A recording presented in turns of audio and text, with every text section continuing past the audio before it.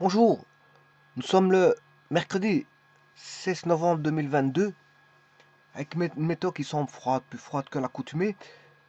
Et ces temps-ci, on connaît parfois des fines pluies, mais on reconnaît plus on ne revoit plus des trompes d'eau, des grosses averses.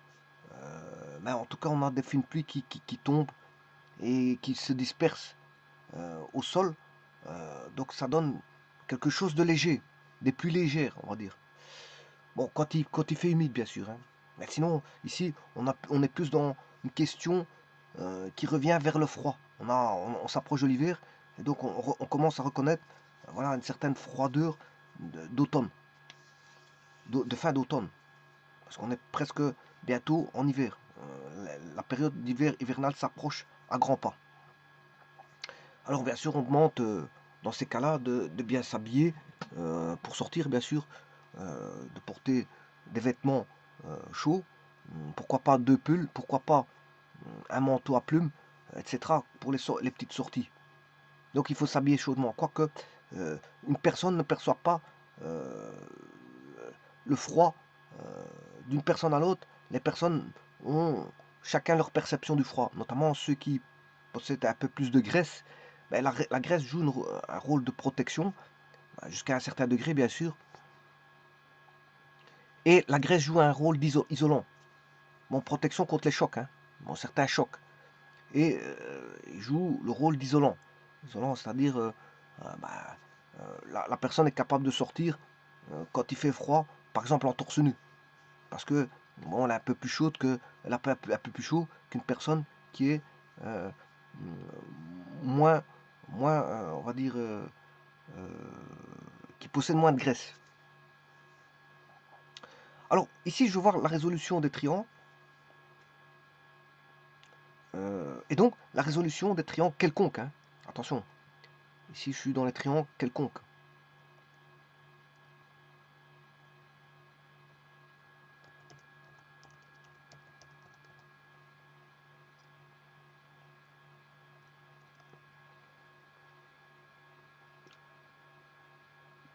Alors, les triangles quelconques,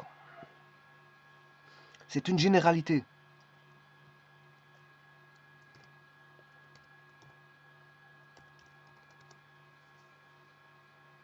Et dès le moment où vous voulez voir les triangles rectangles, ben, c'est une particularité.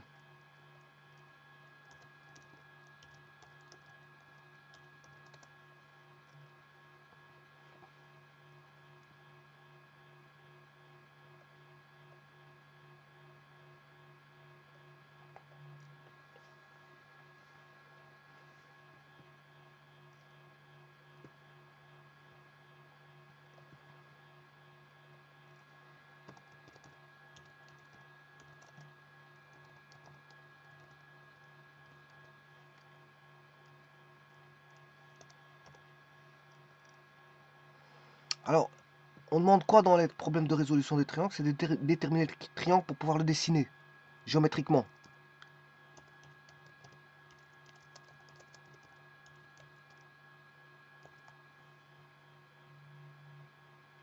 Et pour déterminer un triangle, il faut connaître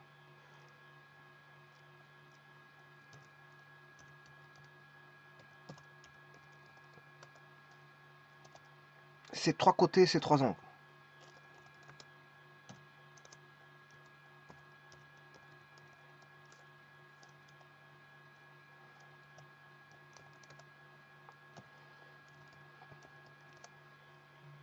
Voilà. Et ça, c'est déterminer le triangle. Donc, c'est connaître ces trois côtés, ces trois angles pour pouvoir le dessiner au point de vue géométrique. Donc, la première chose, c'est de faire les calculs. Donc, on a, parfois, on peut avoir un problème, hein. Donc, un problème analytique, on analyse. Et puis, quand on a analysé, ben, on répond par des calculs. Et ces calculs sont suivis d'un dessin. Ben, avant tout, il y a un dessin aussi, hein. Il y a un dessin voilà, de mise en situation, un calcul analytique, et puis une réponse finale, et bien sûr un dessin, pourquoi pas à l'échelle. Donc, déterminer un triangle, c'est déterminer que ce soit un triangle rectangle ou triangle quelconque, ou peu importe, c'est connaître ces trois côtés, ces trois angles. C'est ça la détermination. Donc le but de la manœuvre, c'est ça. Alors la représentation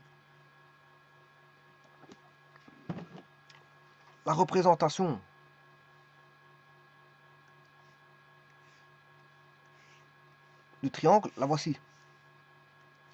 On a un sommet A, un sommet B, un sommet C. Alors pour la facilité, je vais appeler l'angle ici A, l'angle au sommet B, l'angle au sommet C. Et les côtés, bien sûr, c'est A est opposé à grand A, petit c est opposé à grand C, et petit b est opposé à grand B. Donc là, vous avez la possibilité d'écrire la relation au cosinus.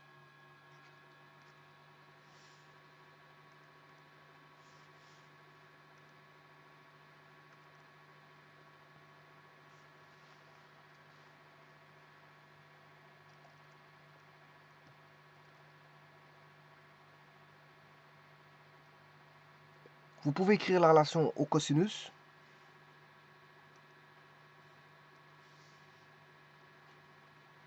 ou la relation au sinus, ou encore la relation d'air. La relation d'air, bien sûr, il existe une relation d'air sous forme d'écriture trigonométrique. Donc, on peut résoudre les triangles grâce à ceci. Maintenant, il y a aussi Pythagore qui peut venir en jeu. Mais Pythagore n'est rien d'autre qu'une relation sinus particulière. C'est pour ça qu'il y a, je vous ai dit, il y a la généralité et il y a la particularité. Triangle rectangle est particulier. Les vraies formules sont les relations cosinus. Le triangle rectangle, Pythagore provient de la relation cosinus, avec alpha égale 90. Alpha ou bêta ou gamma égale 90. Alors, qu'est-ce qu'on doit avoir à disposition pour pouvoir résoudre un triangle quelconque? Eh bien, si on donne trois côtés, on peut retrouver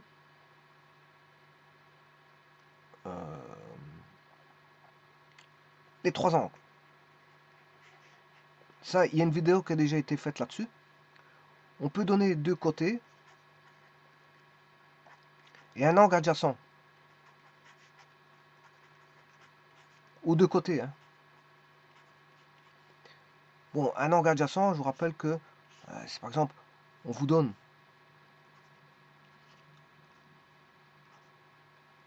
A, il est là, grand B, grand C, voilà, C, B, A. C'est un angle qui touche l'adjacent. Donc, si on donne l'angle C, on vous donnera A et B, par exemple. Parce qu'on peut vous donner aussi l'angle A, et à ce moment, on va vous donner B et C. Maintenant, si on vous donne B, ben on vous donnera A et C. Donc ce sont les côtés qui touchent les angles. Ce sont les côtés qui touchent les angles.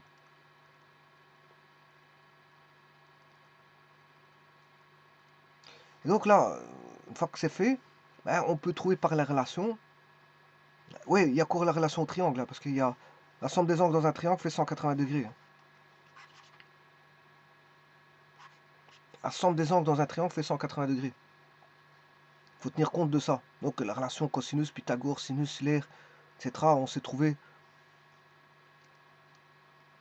déterminé. Et donc là, connaissant de côté un angle, on peut trouver l'autre côté et les deux angles.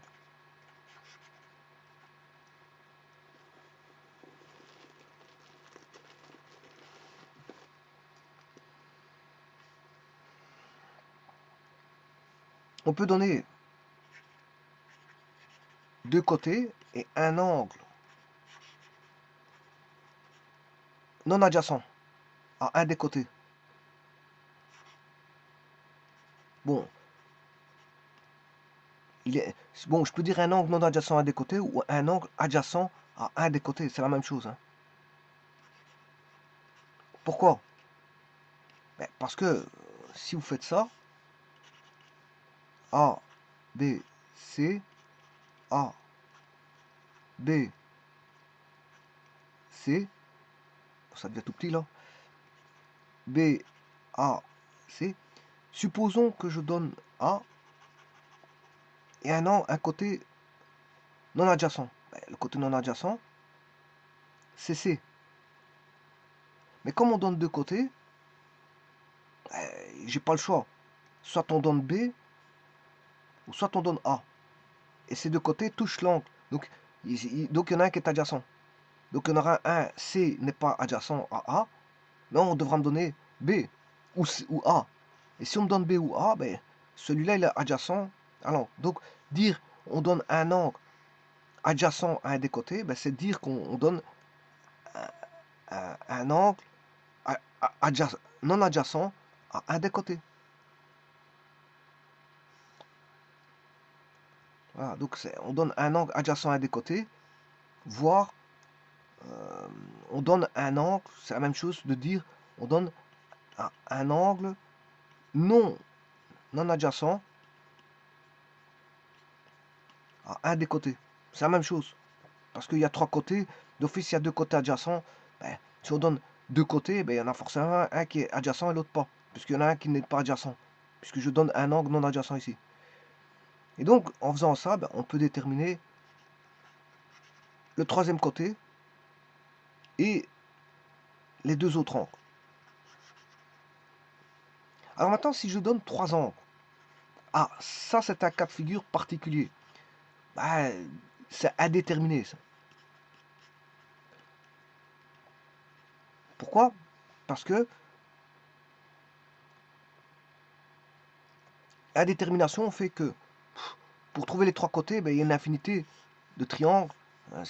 Voilà, on aura du Thalès. Hein. Thalès, je veux dire, vous faites ce triangle-là fois K, ben, vous aurez toujours la conservation. Si je fais une isométrie, si je fais une transformation dans le plan, hein, et je fais fois K, par isométrie par exemple, par homothétie, voilà, on va dire par homothétie, je fais fois un facteur K, eh bien, qu'est-ce qui va se passer? Ben, on aura conservation des angles.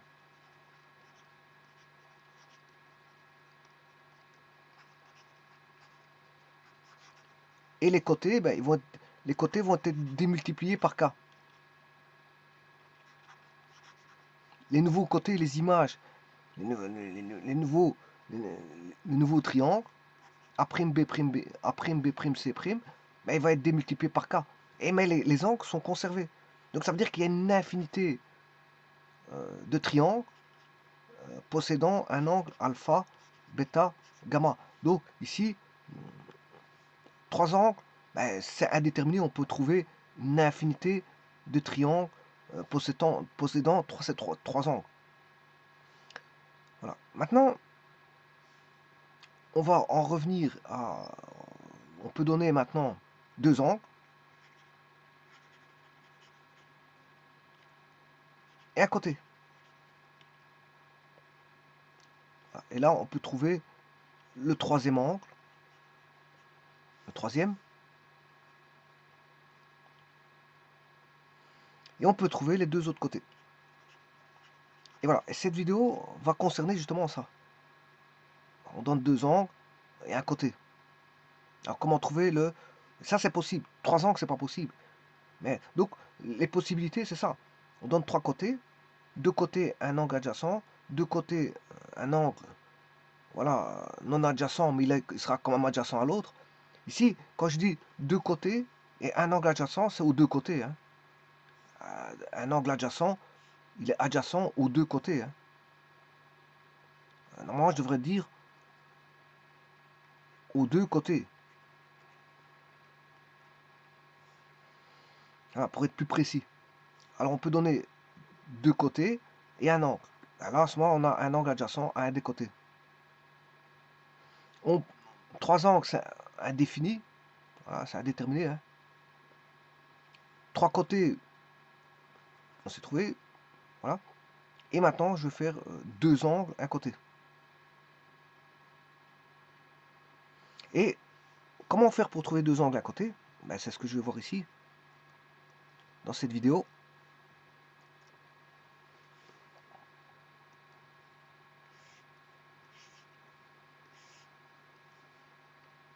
Ben, soit on me donne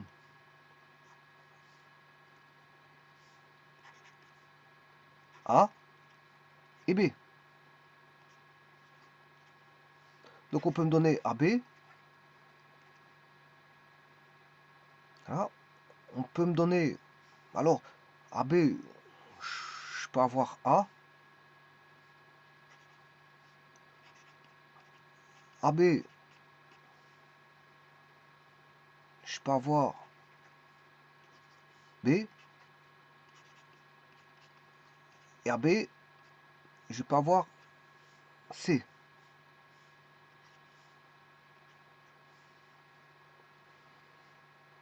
Bon, et par rotation cyclique, on peut me donner A, C, A, C et A, C.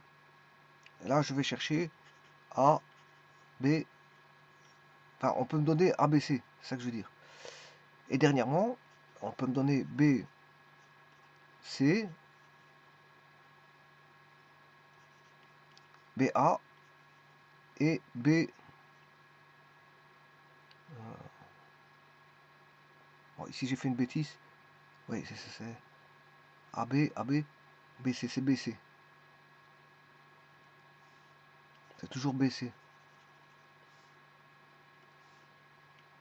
BC, BC. Par contre, le côté, c'est A, B, C. Alors, ici, le problème, on peut déterminer le troisième angle assez rapidement pour tous les cas de rotation possibles. Si on donne A, B, ben, je peux trouver C en faisant 180 degrés moins A plus B. Donc, l'angle est facilement, on peut le déterminer facilement. On me donne A, C, ben, je peux trouver l'angle B qui vaut 180 moins A plus C.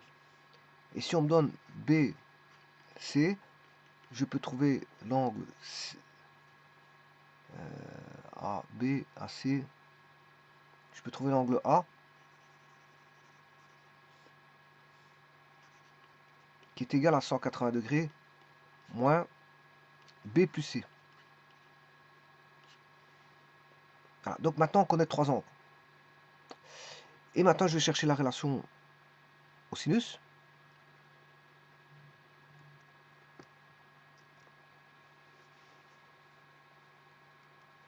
A sur sinus A égale B sur sinus B est égal à C sur sinus C. Alors, dans les trois cas de figure, on connaît qu'est-ce qui est connu. Sinus A est connu, sinus B est connu, sinus C est connu, puisqu'on connaît ABC. Alors maintenant, si je connais A, ben je peux trouver B.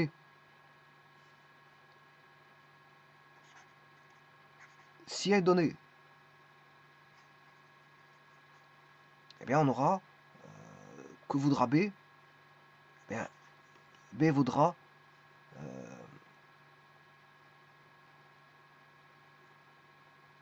B, non, si A est connu, donc on aura A sinus B, A fois sinus B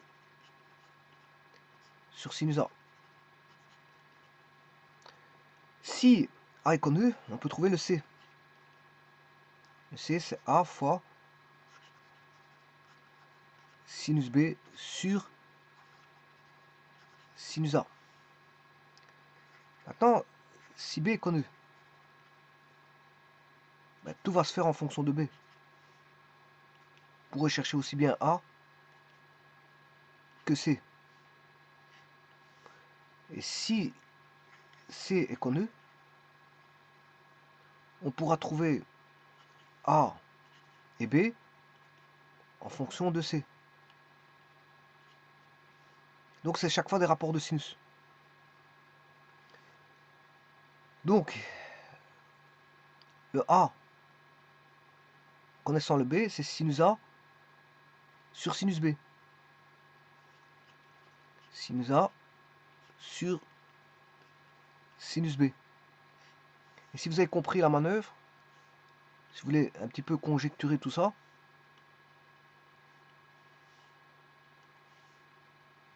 le C fois sinus C fois sinus A.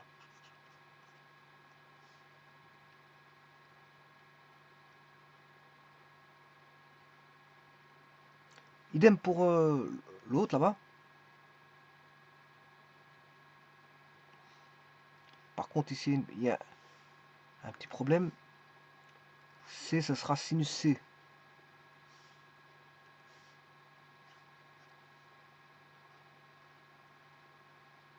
Oui, c'est parce que j'ai fait une erreur. Ici c'est sinus C.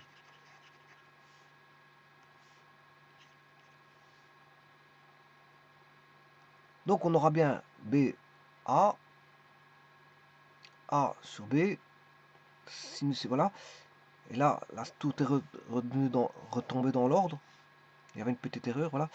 Et là maintenant, sinus B, ce sera sur sinus B.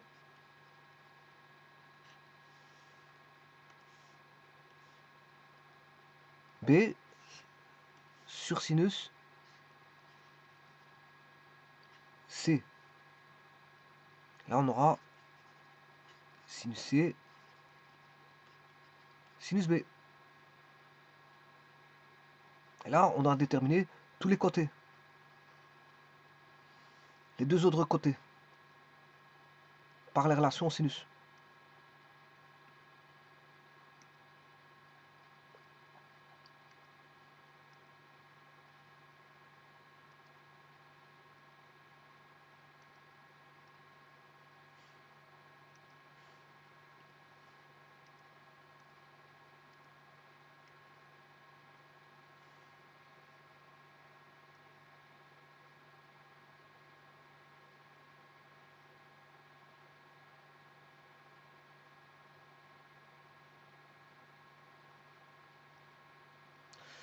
Je vous remercie.